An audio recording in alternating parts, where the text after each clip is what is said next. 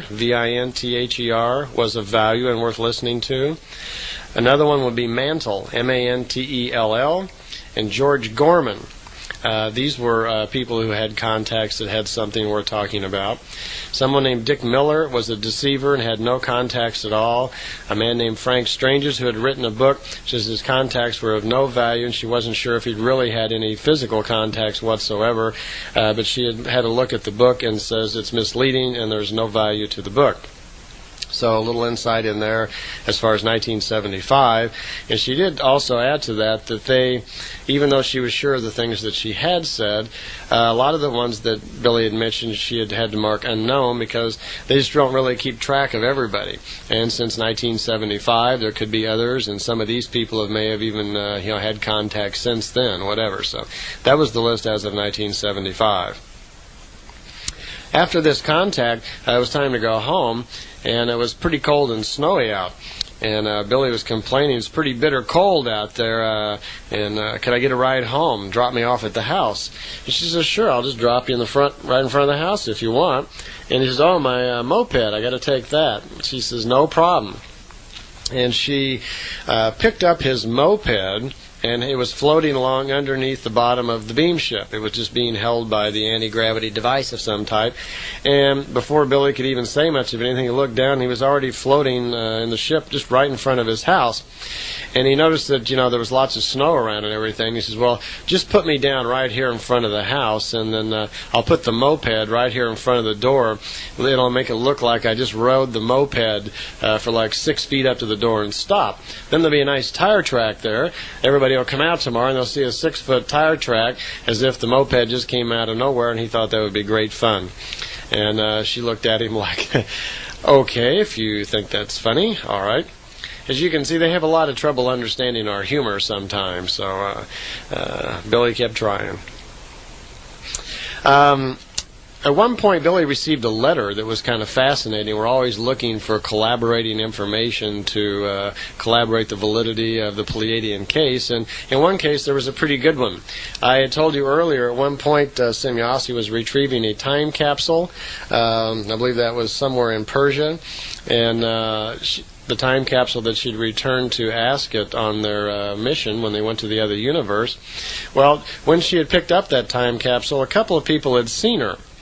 And a letter came, which is a few months after it actually happened. This letter came from a man, and he says that he had had an experience while traveling. He was a German man, and while he was traveling in that area, one morning he'd been woken up, and he heard a sound, and he walked over this hill and saw this lady digging in the ground.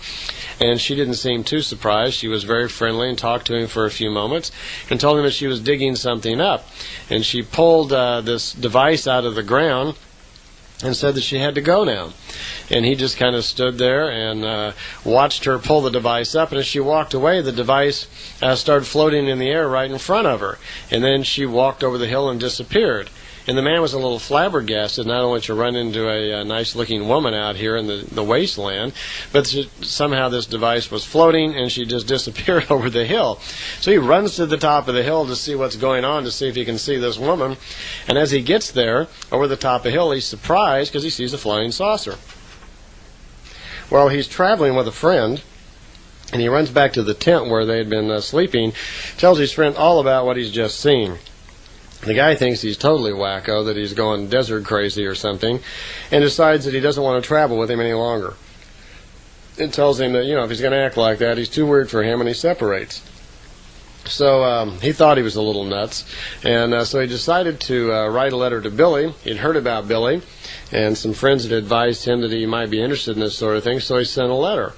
And Billy was kind of surprised to get it. And the man even commented, don't tell anybody that I saw this, or don't tell anybody my name, because back in Germany when I return home, people will think I'm nuts, and they probably put me in a madhouse. Well, Billy confirms this with Semyasi, and she says, oh, yes, that's true. When I did pick the time capsule up, that happened, and I remember that man. So someone did see her pull the time capsule out of the ground, and we have a collaborating, unsolicited letter then from a man who'd been traveling through the East that he'd actually seen her and seen the ship. Okay, another interesting thing that came up on this contact was Billy had some questions about a group in Berlin who were talking a lot about Saint Germain. And some of you may know there have been a lot of mysterious claims about this man, Saint Germain, who was supposed to be from France and supposed to have lived for long periods of time and was a great master and could do this and the other and so forth. And so Billy had some questions about this and wanted to know if she knew anything about Saint Germain. And she says, yeah, I can tell you a few things, not too much, but what we do know on him is that his real name wasn't Saint Germain. His real name was Rakoczy, R-A-K-O-C-Z-I. I suppose you would pronounce that Rakoczy. And his name wasn't Saint Germain, that was his position. He had a position, he was the Count of Saint Germain. He was born in Aries in 1711 in a little town called Colonia, and today it's called Cologne. She says, to begin with, he was a complete liar, swindler, con man, and so forth, and took up working for the Rosicrucians at that time period. The reason was that the Rosicrucians were always trying to find ways to influence important people in government to empower their own self. Rosicrucians also, as many of you may know, have their own order of old science and knowledge that they pass on to their initiated members if you stay in the Rosicrucians for a period of time. They have a lot of old world knowledge. Well, this man calling himself Saint Germain, apparently was pretty good at magic and hypnosis and things like that. And people of the Rosicrucians took up using this man to their own benefit. So what they did was they would get Saint Germain to amuse important people, kings, queens, and people of importance and so forth. And he would try to influence them on behalf of the Rosicrucians for their own, devices. Typically what he would do is he would hypnotize people. A lot of people weren't aware of what hypnosis was, and one of his main things was to hypnotize women, find out all their secrets about themselves, then bring them out of the hypnosis and tell them they would remember nothing about it.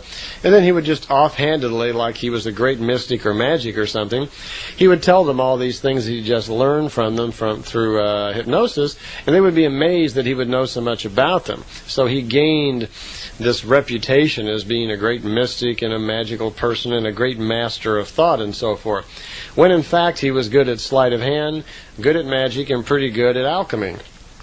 He was never really a member of the Rosicrucians. He just claimed to be a member, what they call of the seventh beam, which means you would be one of their initiated ones and had access to all of their great knowledge and so forth. So he even had another little trick he would do where he claimed that he could turn metal into gold. And what he was doing, because of his knowledge of alchemy, he just had some sort of chemical that he would put on plain metal, and it would look like glare gold, is what they called it. It would just shine and look like gold, but it really wasn't gold. And people were very impressed by this. He also would do a little trick now and then where he would hypnotize people, and when they were in hypnosis, they'd think he would become invisible. They just couldn't see him, and it was a trick using hypnosis, but people would believe that he actually had the ability to move himself from one area to the other and become invisible, which really wasn't true.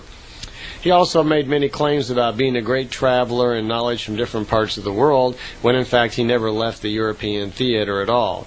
On one particular time when he was going to Berlin, he was telling everyone that he was going to go to China and discover the great truths of China, when in effect all he did is he went to Berlin to report into the Rosicrucians there, which is a splinter group of the Rosicrucians, about some things that he was doing for them. The main office, or the main stronghold of the Rosicrucians, was in Vienna at the time. The Rosicrucians, it worked out so good for them to have Saint Germain appear to be working for them. They were gaining so much from it in the ways of secrets and knowledge and power and so forth in government, that they wanted to perpetuate this. And one of the ways was to make it look like the man never aged, like he was a great master and controlled